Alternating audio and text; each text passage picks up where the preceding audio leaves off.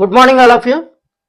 మనం ఈ వీడియోలో అతి ముఖ్యమైన వాషింగ్ మిషన్లో వచ్చే ఒక వాషింగ్ మిషన్లో వచ్చే ఎర్రర్ కోడ్ అనేది చూద్దాం ఫ్రెండ్స్.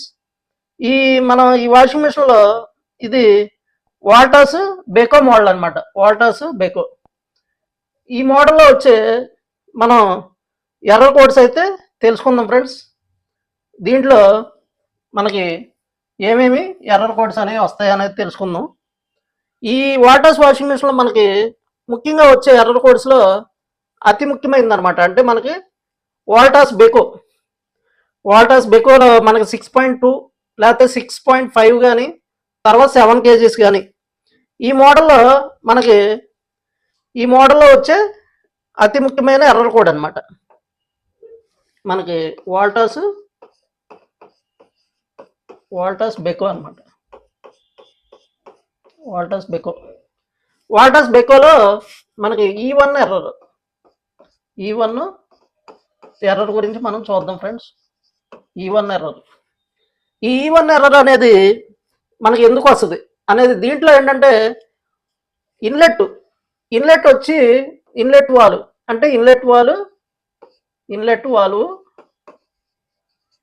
వాల్వ్ అనేది మనకి సింగిల్ వాల్వ్ వచ్చి డబల్ వస్తాయి అన్నమాట. సింగిల్ వాల్వ్ వస్తుంది అంటే మనకి ఇన్పుట్ సింగిల్, తర్వాత మనకి లోపలికి వెళ్ళేది డబల్ అనమాట. అంటే మనకి ఈ మోడల్ ఎందుకు వచ్చిందంటే రెండు రకాలుగా ఉంటుంది ఫ్రెండ్స్. ఇందులో ఏంటంటే మనకి సర్ఫ్ వేసుకునే ట్రే ఒకటి, అంటే ఫస్ట్ది సర్ఫ్ ట్రే అనమాట. సర్ఫ్ ట్రే ఉంటుంది. ఫస్ట్ది మనకి సర్ఫ్ ట్రే,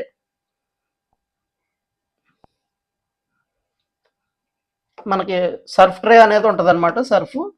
సర్ఫ్ వేసుకునేది. అలాగే మనకి ఏంటంటే కంఫర్ట్ వేసుకుంటా కూడా సర్ఫ్ ప్లస్ కంఫర్ట్ వేసుకుంటాకి రెండు ట్రేలు వస్తాయి.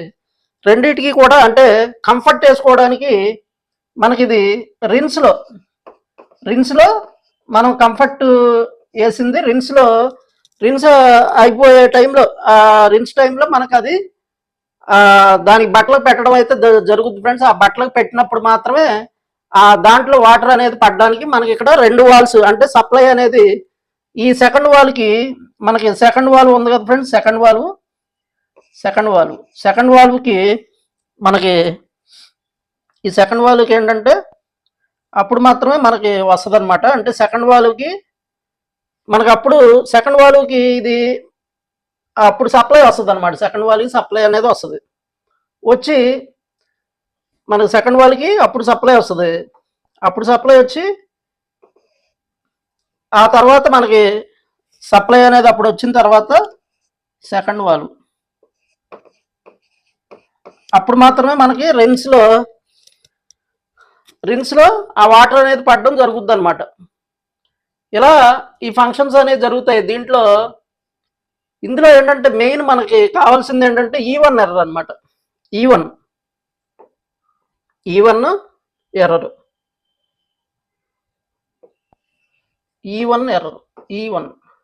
అనమాట. ఈ1 ఎర్రర్ అనేది మనకి ఇది ఎందుకు వస్తుంది అనేది తెలుసుకుందాం.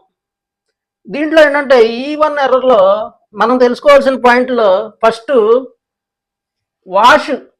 వాష్ టైంలో వస్తుందా, అంటే వాష్ అయ్యేటప్పుడు వస్తుందా, తర్వాత రిన్స్ అయ్యేటప్పుడు వస్తుందా, లేకపోతే మనకి ఇది స్పిన్ అయ్యేటప్పుడు వస్తుందా. ఈ మూడిట్లో మనం ఏదైతే ఈ మూడిట్లో ఎప్పుడు వస్తుంది అనేది ఇంపార్టెంట్ అనమాట. మనకి ఈ మూడిట్లో ఎప్పుడు వస్తుంది అనేది మనకి ఇంపార్టెంట్ అనమాట. ఈ మూడిట్లో ఎప్పుడు వస్తుంది. మామూలుగా మనకి ఈ వాష్ అయ్యేటప్పుడు వచ్చింది అనుకోండి. సపోజ్ మనకి వాష్ అయ్యేటప్పుడు అంటే మనకి వాష్ అయ్యేటప్పుడు మాత్రమే వచ్చింది అనుకోండి. వస్తే కనుక అప్పుడు మనకి కంప్లైంట్ ఎక్కడ ఉంటుంది, తర్వాత మనకి స్పిన్ అయ్యేటప్పుడు వస్తే ఎక్కడ ఉంటుంది.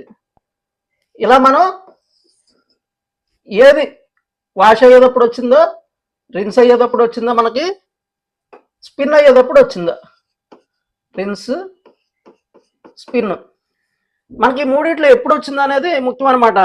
వాష్ స్టార్టింగ్లో వచ్చిందనుకోండి, వాష్ స్టార్టింగ్లో మనకి వాటర్ సరిగ్గా పడపోతే E1 ఎర్రర్ వచ్చింది అనమాట. వాటర్ అనేది సరిగ్గా ఆ టైం లోపు కనుక వాటర్ పడిపోతే మనకి E1 ఎర్రర్ అనేది రావడం జరుగుతుంది ఫ్రెండ్స్.